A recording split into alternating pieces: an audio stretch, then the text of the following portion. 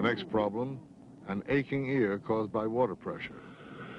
Falco demonstrates the solution.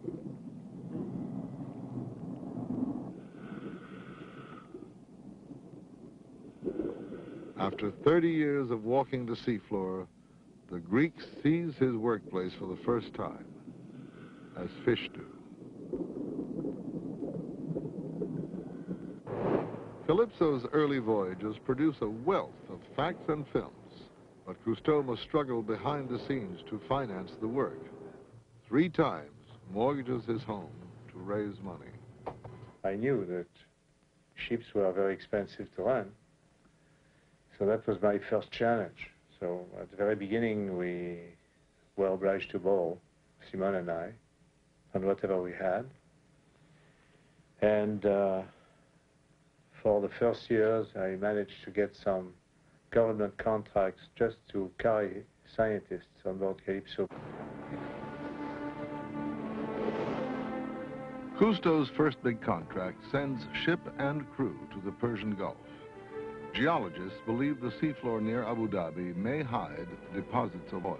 Calypso makes 400 stations to survey the bottom using geological instruments and, for the first time, aqualung divers as oil prospectors.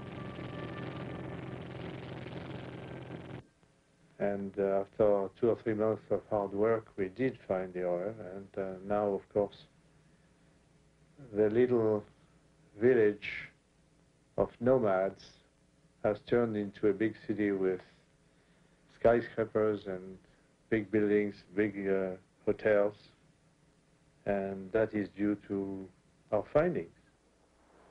In 1952, near a tiny rock island outside Marseille, Calypso seeks riches of another kind along the seafloor. The work is carried out using an underwater television system invented by Cousteau and crewman André Labon. From above, Professor Fernand Benoit and Cousteau direct work on a mass of old sunken pots found by a local fisherman. When the Calypso team checks out his report, they realize the magnitude of the discovery. What they find are thousands of ancient amphoras, priceless remains of a Greek argosy more than 2,000 years old. It is, at the time, the oldest vessel ever discovered. The team undertakes the first extensive archaeological dig by aqualung divers, fashioning tools as they go. They develop a suction hose system to clear away the bottom, a technique still used today. 22 centuries late, a cargo of wine jars will now arrive in Marseille. But the work, 140 feet deep, is laborious and slow. One diver, in a playful mood, finds a way to speed up the process.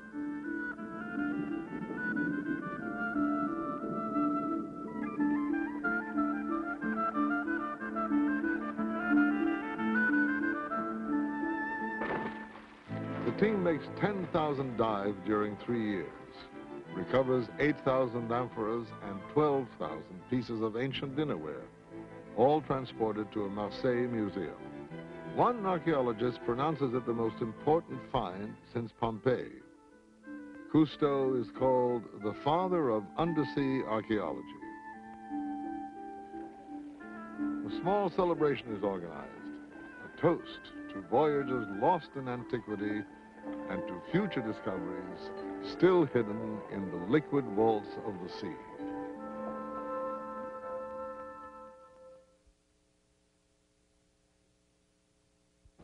That little ship approaching has provided us with countless moments of entertainment and education. When she arrives here at Mount Vernon, there will be thousands of people to greet her. The Calypso is probably one of the most celebrated ships afloat, yet there was little glory and no glamour like this in the early days. In this country, an American writer named James Dugan introduced Cousteau's works, and soon articles appeared in the National Geographic. Now, the readers of these articles realized something extraordinary was afoot. A small group of seamen in France were uncovering a life of another dimension, hidden on our own planet.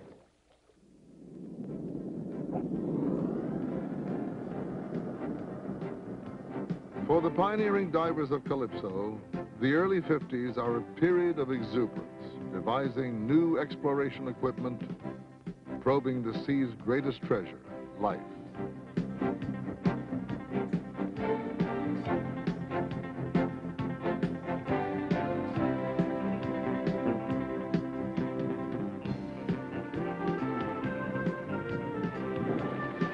While scientists aboard carry out research, the dive team makes the first color movies of life below 100 feet. Among Cousteau's first cameramen is a 20-year-old named Louis Malle, today a renowned film director. For somebody who wanted to become a filmmaker, it was a fantastic education. Cousteau was always a great technician and improving constantly. We had to make the under cameras ourselves because there was nothing that we could use at the time. So we made those cameras. It was called the SM1 and SM2 and SM3.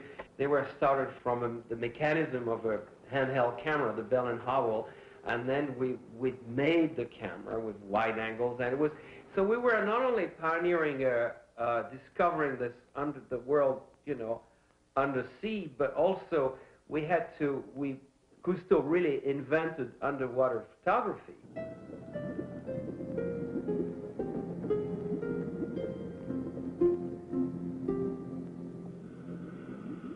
Carrying flood lamps to a coral reef, the team finds something neither seen nor suspected before them. Shrouded by the sea's blue twilight since the dawn of time, an extravagance of living color, glaring hues never seen even by countless generations of fish.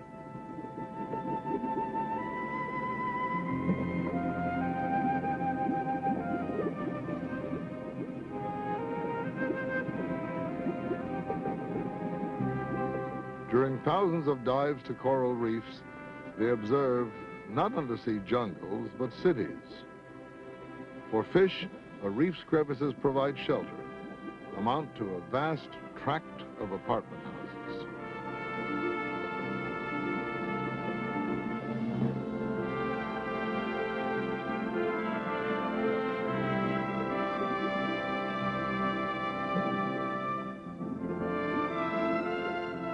Where others might hunt, the Cousteau team seeks friends.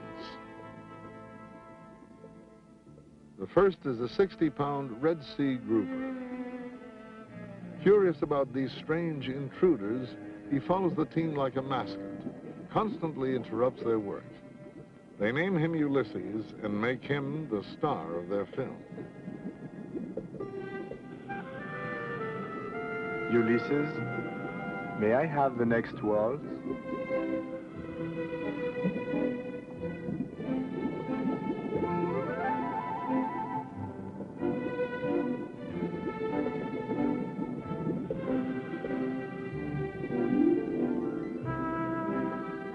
Ulysses is immortalized in these scenes from The Silent World. In 1956, the film wins an Oscar and the grand prize at the Cannes Film Festival. An early team member is National Geographic photographer Louis Marden, who takes the first full series of color photographs undersea.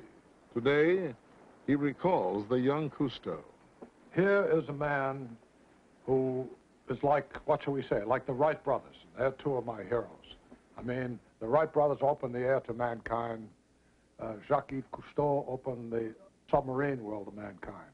And here I was working with him, under him, seeing how his mind worked, which is always very original. People discuss something, how do we do this, how do we do that? He would say nothing, he would listen. Then he'd say, well, why don't we do this? It would be 180 degrees away, but the best system always. Cousteau's boundless curiosity now leads him to ponder the sea's deep abyss, far beyond his diver's range. For help, he turns to Dr. Harold Edgerton of MIT, inventor of the strobe light, famed for his high-speed photography capable of freezing motion in a millionth of a second. Edgerton joins Calypso, and the ship begins an historic series of deep-water experiments. In 1956, Cousteau and Edgerton attempt to anchor above a deep valley in the bottom of the Atlantic, the Romanche Trench. They lower more than 5 miles of nylon cable and achieve the deepest anchorage of any ship in history. Edgerton has devised the special cameras to withstand the frigid, high-pressured waters at great depths.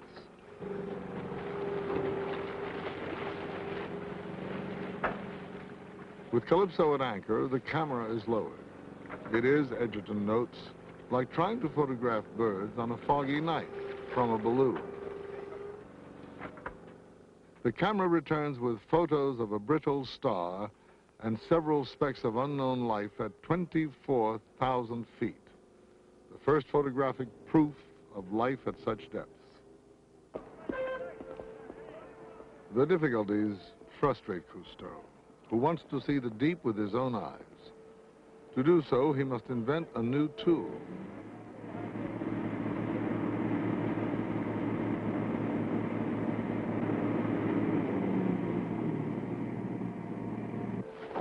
It is unveiled in 1959, the diving saucer, the first small submarine for ocean exploration. It carries 2 people and cameras to 1,200 feet. Cousteau and engineer Jean Mollard have designed the vessel. Albert Falco is its first pilot. Cousteau's dream is to explore down to the edges of the continental shelf. The saucer will allow descents lasting several hours in a vehicle nearly as maneuverable as a diver. From the saucer, the first light can be cast into realms of eternal night, to look out and to see what might look back. On va descendre vers le sud.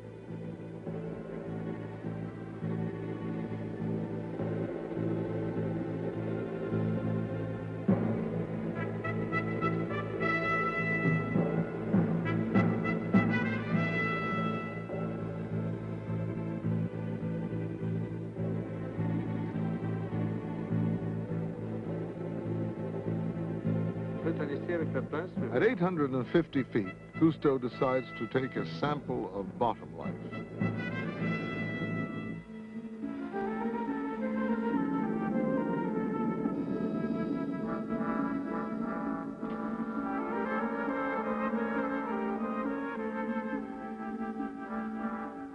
From here on, he notes in the saucer logbook, everything is to be discovered.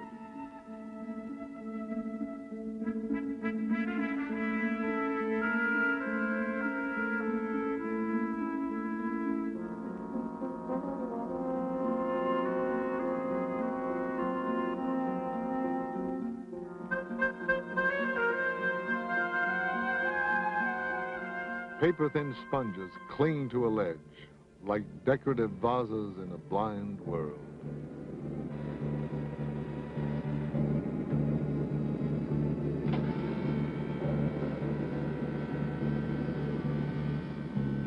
A shark of the depths, confused by the light.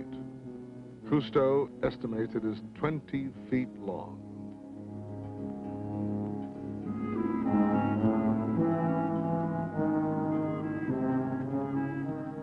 We have no idea what it is, Cousteau notes. We are probably the first men to see such a creature alive.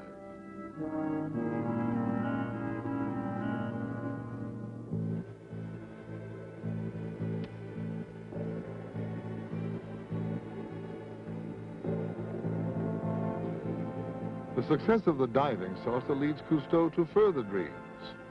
He has mastered techniques to visit the undersea world. Perhaps he could live there.